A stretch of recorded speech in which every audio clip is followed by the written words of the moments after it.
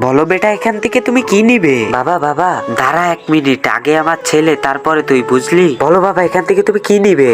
আমার তো ওই বড় চকলেটটা লাগবে। আরে আমার ছেলেকে 50 টাকার বড় চকলেটটা দিন। বাবা বাবা, আমাকে চকলেট দিবা না? আরে দাঁড়া, আরে ভাইয়া ওকে 5 টাকার চকলেট দিয়ে দাও। চল বেটা, এবার যাই আমরা। বাবা ওঠেন। আরে কি বাবা, তুমি অন্ধ নাকি? দেখে চলতে পারো না?